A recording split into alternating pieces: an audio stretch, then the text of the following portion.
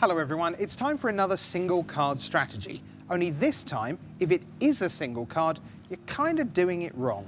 BDM, talk to us about Ishkanah Grafwidow. This is the card I was most excited about when previews went out for Eldritch Moon.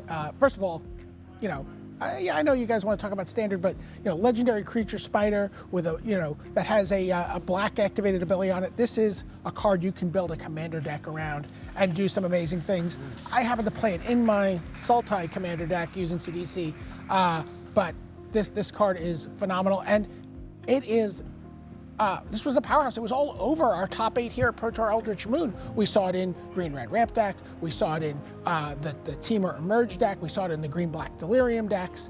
And, it's very easy. The thing we've seen is very easy to get a lot of different card types into your graveyard in this format.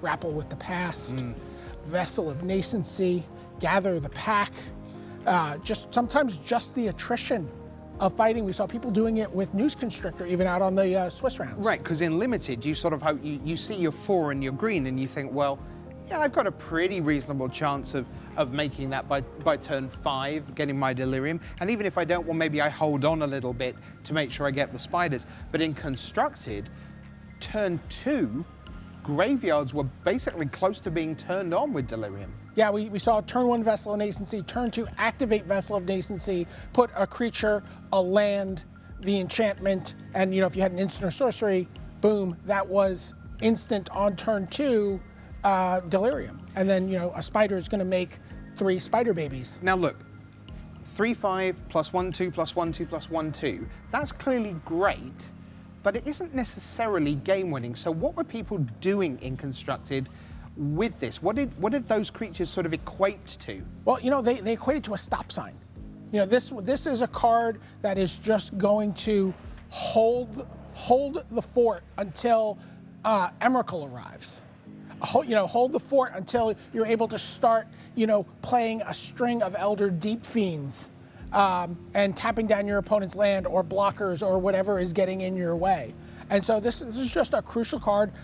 5 mana, pretty inexpensive. Also a pretty important casting cost because it gets around Spell Queller. This is a great card against Banned Company, and it just does a great job. And you said that's 6 power. It's worth noting that on an empty board, after kind of both players have expended their resources, you play Ishkanah Grafwidow. You get 3 spiders. That's 6 power.